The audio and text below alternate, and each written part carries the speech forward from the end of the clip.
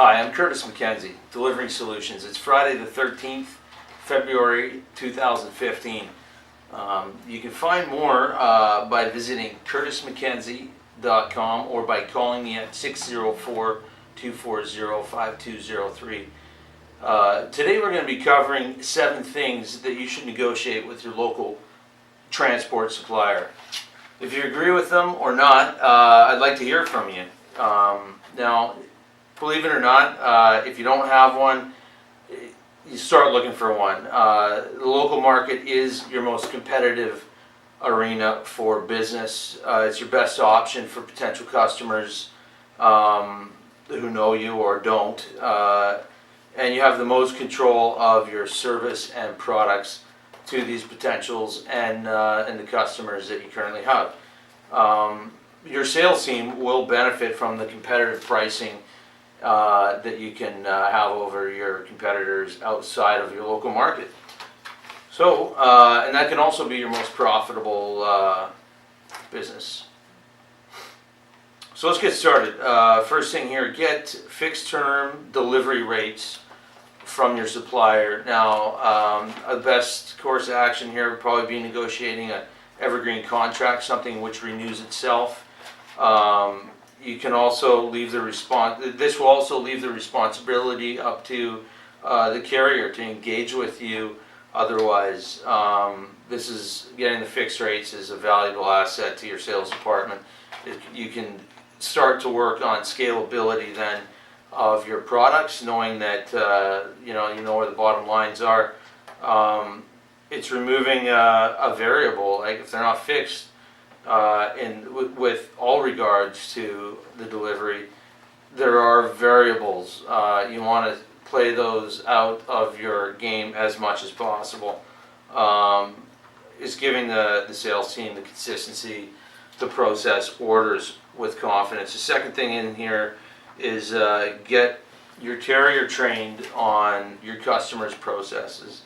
Have the carrier spend their resources learning about your customers' needs. These people have been hired to provide a solution to you, and that's one that they can bear the costs on. Again, these high maintenance customers will have processes that need to be followed. The carrier can learn these and implement them.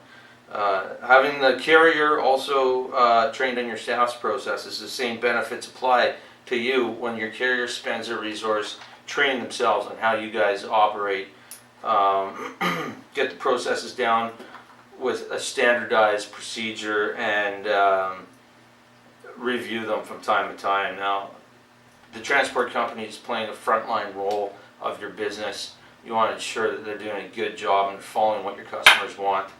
The third thing in here is get measurable service expectations for current operations as well as future targets outlined, and measure them with numbers so it's simple to review and see if they're on target. Have them familiar with what you're shooting for in the future as well, something measurable, something you can come back to them and say you're doing it or you're not. You don't want these your customers having to manage your problems, telling you about how things aren't working to their advantage. You want to nip those in the bud before you hear from your customer. Minimize the time you spend on this. That's why you're outsourcing with service providers. Maximize service levels. Yeah, these things here, having the service expectations outline, the service levels should run at the maximum. And yeah, the fourth thing here is get on a fuel program. Get a transparent program, something that you can depend on, and you can get information on what's coming down through the pipeline. Now, there's things like National Traffic Service, which offer fuel programs. You can base it on rack pricing. You can find that from any of the refineries. There's a variety of reports available. You're not going to, by having this, you're not going to be exposed to arbitrary or perceived price changes. Demand a program out of them, they will give it to you. Or what I would do is simply get out of fuel altogether that's something that I think is kind of wiggled its way into the industry. I might talk to you one day about an internet surcharge. The fifth thing is get invoiced for the favors your carriers provide you. Keeping a clean bill of business is nice to have. You're not going to feel leveraged by these favors later on. You're not going to have this emotional attachment to the carrier that exists with certain people, and maybe even yourself and your own suppliers.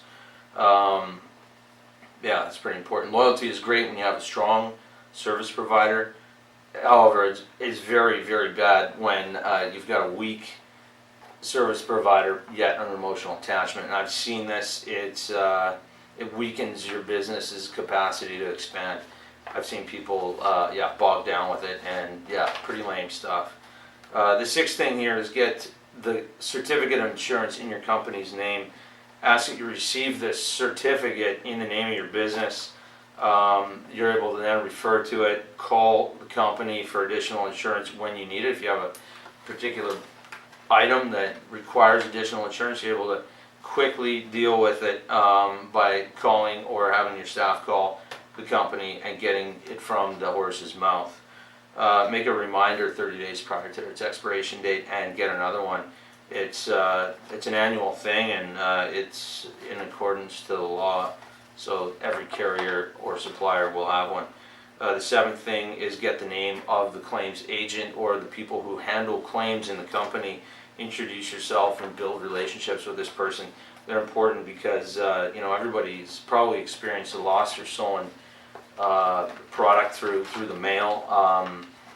Damaged freight. I know I've personally experienced something. My grandma's teacup that Canada Post, lost, and never really got anything out of that. Anyway, I wish there was a claims agent at that time. Any reputable carrier is going to have one or more of these people working there.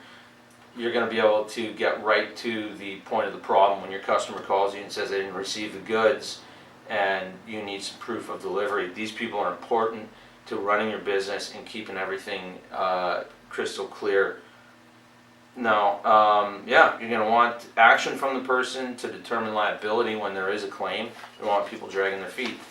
That's the seventh thing. I hope that it shed some light on the industry, and appreciate any feedback that you have, whether you believe any of this stuff I tell you or not. All right, have a good day.